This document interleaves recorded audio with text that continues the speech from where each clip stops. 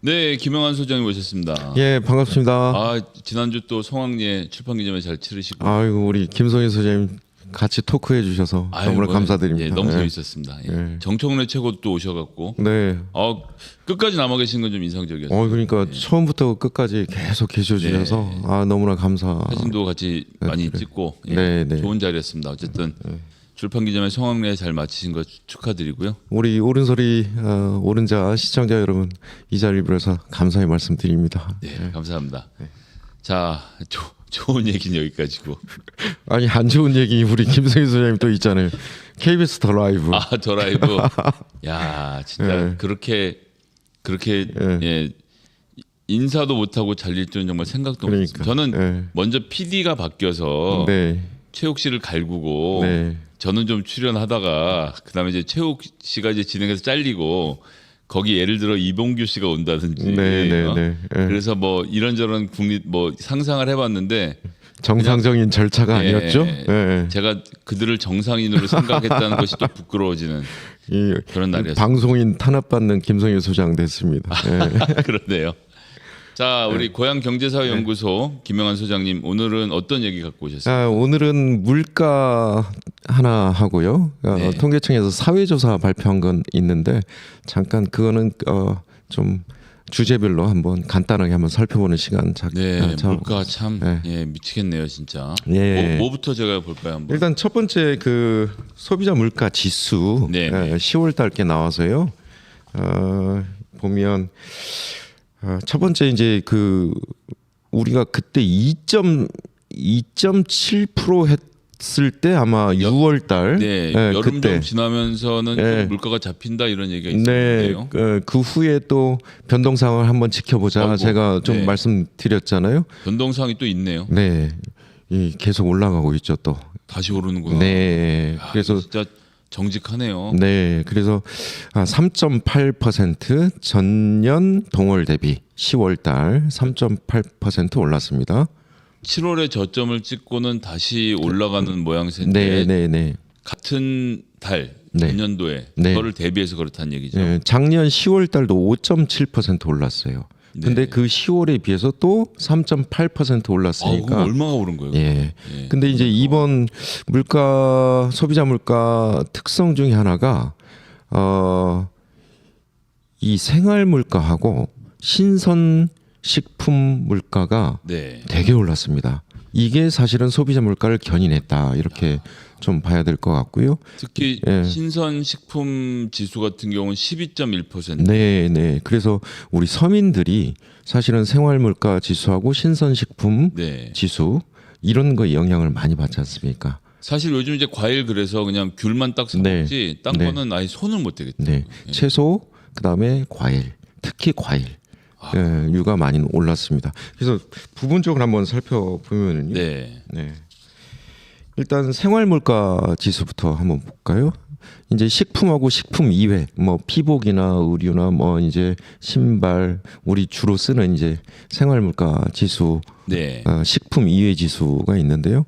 식품 이외 지수보다 식품 지수가 많이 올랐죠. 5.8%. 144개 품목 대상으로 조사했는데, 그래서 실제 생활 물가 지수를 끌어올린 거는 식품 지수다.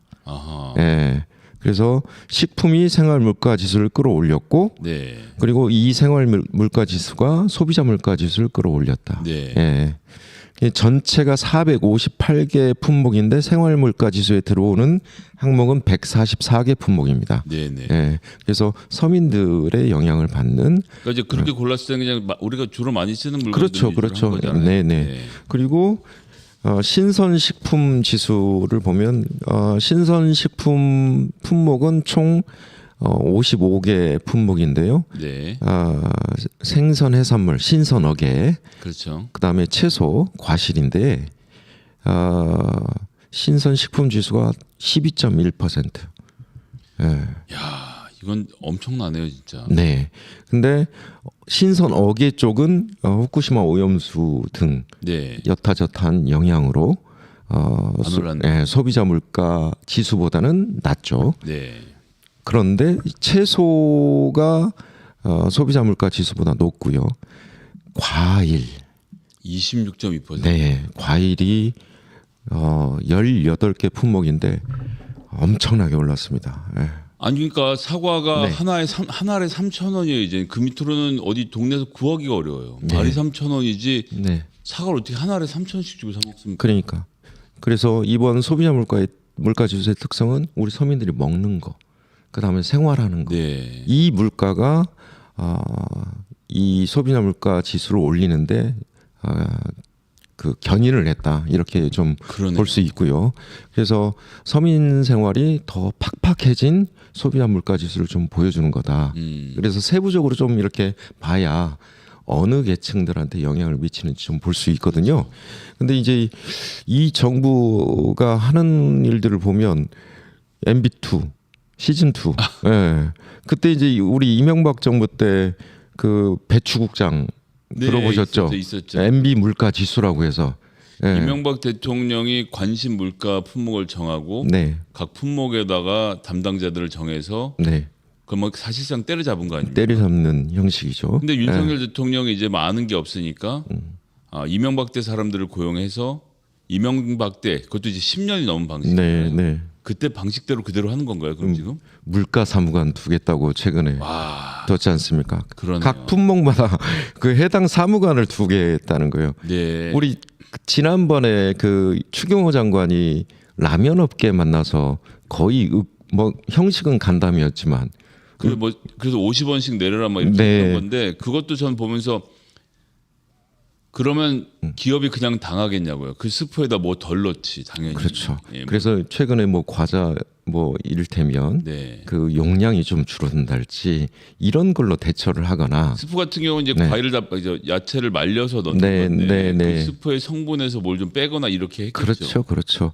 그러니까 이 물가 사무관을 두고 관리하겠다라는 이 발상은 그러니까 이전에 추경호 장관이 라면 업계 만나서 윽박 지르고 그 제분 업체들 네. 만나서 또 윽박 지르고 이랬던 그 권력으로 사실은 그 물가를 잡겠다라는 그 행동들이 보여서 너무나 답답한데 사실은 이 물가라는 게 통화량이 일단 증가한 부분이 있고요. 그래서 한국은행에서 긴축을 하고 이자율을 높이는 거지 않습니까? 이자율을 높이고 네. 그런데 또 이복화는 나타나서 네. 이자 높이면 가만두지 않겠다고 몽둥이 들고 다니고. 네, 네, 네. 예. 그럼 이 관치의 전형적인 행태고 검사의 특성 아닙니까? 그렇죠. 두드려 잡는 거. 그리고 공급 측면에서 보면 이제 코스트 쪽에서 보면 국제 유가가 올랐고 네. 국내 작황이 좀 부진했고 그리고 우크라이나, 중동 이 불안들이 여전히 지속되고 있지 않습니까? 그럼 이제 밀가루 뭐 네, 에너지 네. 가격 이게 이제 고정이 안 되고요. 네, 그래서 통화 측면하고 공급 측면에서 사실은 문제들이 발생한 건데 이거를 관치와 두드려 잡는 형태로 물가를 잡겠다라는 이 경제 정책으로 잡는 게 아니고 권력으로 물가를 두드려 잡겠다는 거 라면 아닙니까? 회사 때리면 1년이야 해보겠지만 라면 회사도 결국 무슨 다른 수를 낼 거 아닙니까? 그러니까 결국에는 이런 것들이 어떻게 예상치 않은 결론들이 나냐면 우리 그때 라면 10% 빠졌잖아요. 라면값 네. 내리라고 네. 하는 그 기간 동안에 주식이 10% 가격이 10%가 빠졌어요. 그러면 주식 투자자들이 또 손해 보고요. 그 라면 업체는 어떻게 보면 또 조달 금리가 비싸지고 회사채를 발행하는데 그렇죠. 예, 이런 금융시장 불안이나 자본시장 불안을 또 가져올 수 있는 예기치 않은 것들이 또 존재를 하는데 이런 것들은 전혀 관심이 없고 그냥 권력으로 물가를 두드려 잡는 방식에. 그러면 윤석열 정부가 실제로 물가를 잡으려고 했다면 어떻게 했어야 되나요? 기본적으로는. 일단 이를테면 이제 이게 수요 측면인지 공급 측면인지 네. 정확히 좀 봐야 되고요. 통화량이면 한국은행과 동조를 좀 해줘야죠. 그러면 정부가 부동산 규제 완화하고 40조 특례 보금자리론 하는 게 아니죠. 통화량을 푸는 거니까. 그렇죠. 그래서 이런 부분은 사실은 한국은행하고 역행하는 거잖아요. 통화량을 자꾸 시중에 이제 풀어내는 거잖아요. 네. 오직했으면 한국은행 금통위가 지금 이 이자율에 물가가 안 잡히는 거는 정부 때문이다. 정부 부동산 대책 때문이다. 딱 잘라 말을 그렇게 아예 대들고 지금 갈등을 빚는 상황 아닙니까? 미국 같은 경우는 5% 넘게 금리를 끌어올려서 그냥 기업들이 괴롭더라도 지금 물가 안 잡으면 안 된다고 단호한 입장을 보여주는 또 다른 고통이잖아요. 그래서 그거를 여튼 우리 서민들이 피해 안 가고 또 이 정부 정책이 제대로 시장에 먹히기 위해서 또 다른 부담이 있잖아요. 이자율이 높아지는 거에 대해서. 그래서 이런 부분을 잘 줄타기 해야 되는데 이 정부는 윤석열 대통령 눈치만 보는 거죠. 네. 참. 어질어질하네요. 네. 예. 그래서 그 뭐 물가 부분은 정말 이 정부의 특성을 하나 좀 제대로 볼 수 있는 정책이다라는 거 하나고요. 그 다음에 통계청에서 사회조사 발표가 좀 나와서 지퍼만 좀 볼게요. 좀 중요한 부분인데 이게 사회조사 발표는 뭔가요? 이게 2년 주기로 사회조사 전체 한 10개의 부분이 있는데요. 2년 주기로 홀수에는 기본 사회조사하고 복지, 사회참여, 여가, 소득, 소비, 노동 이렇게 5개. 짝수에도 또 5개. 가족, 교육, 훈련, 교육훈련, 그다음에 건강, 범죄, 안전, 생활 환경 이렇게 5개씩 홀수에 짝수에 이렇게 나눠서 전체 국민의 사회적 상황을 이제 점검하는 조사인데요. 이게 전국에 한 19,000가구, 표본 가구, 그리고 13세 이상 36,000명, 36,000명. 상당히 광범위한 광범위한 조사입니다. 그래서 이게 비교 가능해서 이게 의미 있는 건데요. 제일 처음에 좀 그림 좀 한번 보겠습니다. 노후 준비 방법 이런 걸 물어보는군요. 네. 그래서 21년 2년마다 하니까 21년에 똑같은 조사를 했지 않습니까? 그다음에 23년 조사가 나왔고요. 60% 가까이가 국민연금입니다. 근데 이 국민연금 사실은 아시다시피 10월 27일인가요? 보건복지부 국민연금 개혁한다고 윤석열 대통령 교육개혁, 연금개혁, 노동개혁 이 3대 개혁하겠다고 했는데 맹탕으로 발표한 거 아닙니까? 뭐 잘은 모르겠고 나중에 하자 뭐 이런 정도로 발표한 거죠. 그러면 이게 되려면 어떻게 되냐면 보험료율을 어떻게 할지. 그렇죠. 그다음에 소득 대체율은 어떻게 해야 될지 숫자가 나와야 되거든요. 그런데 그런 부분 없이 맹탕으로 뭐 노동개혁도 마찬가지고 이 정부에서는 뭐 하는 게 별로 없지만 그러게요. 그다음 그 고령자 생활비 마련 방법 한번 보시면 이건 그래프가 재밌네요. 네, 재밌죠. 고령자가 생활비를 마련하는 방법이 2013년부터 시작해서 쭉 홀수해 어떻게 바뀌었는지를 다 볼 수 있는 거네요. 계속 본인 배우자 부담이 증가하고 있죠. 그러네요. 그래프가. 그 다음에 또 하나 특성이 자녀나 친척 지원이 줄어들고 있습니다. 사실 요즘 뭐 자식들한테 부모가 신세 안 지겠다 이런 거는 되게 흐름으로 가는 거라. 그렇습니다. 그걸 보여주는 건 거죠. 그리고 또 하나 특성이 그래도 2013년에는 3분의 1 가까운 28%였는데 이게 지금 12%로 상당히 줄었네요. 8분의 1 수준으로. 그러니까 효도하는 국가에서 이제 너무나 생활이 팍팍하니까 나 몰라라군요. 본인 살기도 걱정되는 그런 사회적 환경을 보여주지 않나. 딱 반비례하네요. 본인 배우자 부담과 가족들, 그러니까 자식들한테 원처는 하여튼 자식들의 지원을 좀 받는다가 30이었다가 이제 12로 줄고 거꾸로 하면 부모님께 지원해드리기가 어려워지는 거고 그러니까 각자 알아서 살아야 되는 상황이 되는 거고. 그러니까 이제 예전에는 그래도 부모님 용돈 드리고 일하면서 이렇게 챙겨드리고 했는데 요새는 본인 살기도 좀 바쁜 상황 아닌가 이런 사회적 상황을 좀 보여주는 거고 제가 특성 있게 본 거는 정부 사회단체 지원입니다. 정부랑 사회단체 지원도 없진 않군요. 있는데 2021년 13.4%에서 줄었죠. 윤석열 정부 들어오면서. 이것도 뭐 정말 경제 지표를 보면 그 나라의 정치가 어떻게 돌아간지가 딱 보이네요. 그러니까 2019년이 12.4%였잖아요. 그 수준 이전. 그러니까 딱 문재인 정부 출발할 때 그 정도 수준으로 다시 돌아왔다. 무섭네 진짜. 네, 네. 그래서 이건 사실상 윤석열 정부가 모르겠어 각자 알아서 살아남아이라고 얘기하고 있는 상황으로 봐야 되는 거죠. 그렇죠. 각자 도생. 예. 네. 그리고 우리 청년과 청소년들 이렇게 보면 직업 선택 요인이 나왔는데 참 그 재미있습니다. 그 수입이 가장 우선순위고요. 네, 뭐 그럴 수 있죠. 예. 네. 안정성이 그 다음입니다. 안정성. 예. 이러니까 안정적이면서 오랜 기간 돈을 벌 수 있는 의대로 전부 다 집중을 할 수밖에 없게 네. 되는 거군요. 네네네. 네. 네. 그리고 그 다음이 그 다음 표가 이렇게 잘 보여주는데 아까 수입하고 안정성이 저 62%잖아요. 네. 보십시오. 대기업 27.4%, 공기업 18.2%, 국가기관 16.2%. 합치면 60%. 딱 들어맞지 않습니까? 네, 뭐 이런 환경에서 무슨 네, 벤천이 네. 뭐 발전이 또는 뭐 저희들처럼 정치를 한다든지 이런 거는 그러니까. 이제 불가능한 구조인 거군요. 그러니까 그 밑에 보면 중소기업, 해외 취업, 벤처기업 뭐 이런 부분들이 아예 거의 없다고 보네요. 그러니까 외국의 상황과 우리나라는 정말 많이 다르다. 예. 이런 걸 좀 보여줘서 좀 재미있는 통계조사여서 제가 한번 가져왔고요.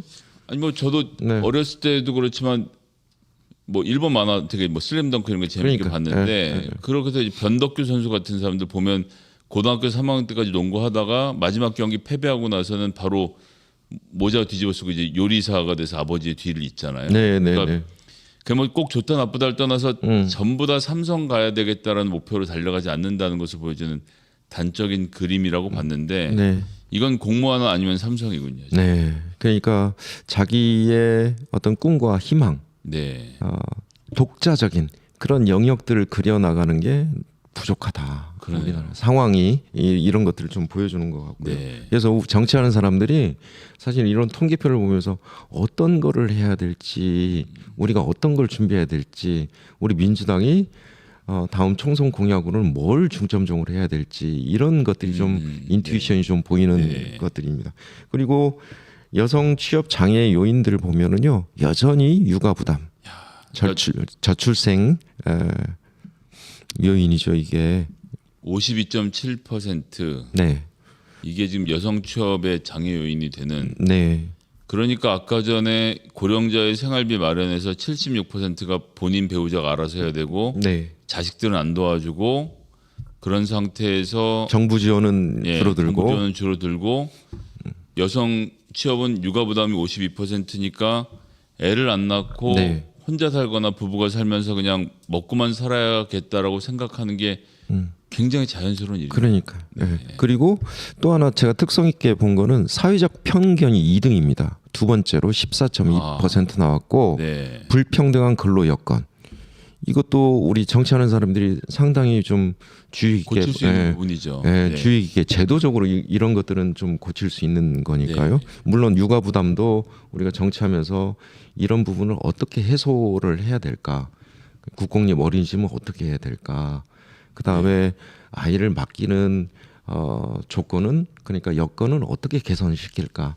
이런 것들을 우리가 이제 좀 준비를 많이 해야 되겠죠. 예. 그러니까 지금 이제 젠더 갈등이 생기는 원인 여러 가지 원인 중에 이제 20대까지는 사실 대학교 다닐 때까지는 남녀 간의 차별이라는 게 거의 없기 때문에 네, 그들 네. 입장에서는 여성을 우대하는 정책을 이해하기 사실 어렵고 그럴 이유도 없고요. 사실 그렇죠, 그렇죠. 대학교 예. 가는 과정까지 해서 여성을 우대해줄 이유는 하나도 없다고 보거든요. 근데 네. 막상 사회에 나가서 육아를 하려고 하거나 직접 겪어보면 노동 현장에서 이 불평등한 근로 여건 등이 생기니까 이 여성들은 여성들대로의 불만을 얘기하는 건데 그렇죠. 이런 점들이 좀 세대별로 잘 설명되고 대책이 마련돼야 될 것 같습니다. 뭐 우리 정부 기관들을 딱 보면 장차관들 네, 여성 비율만 딱 봐도 그렇죠. 딱 알지 않습니까? 예.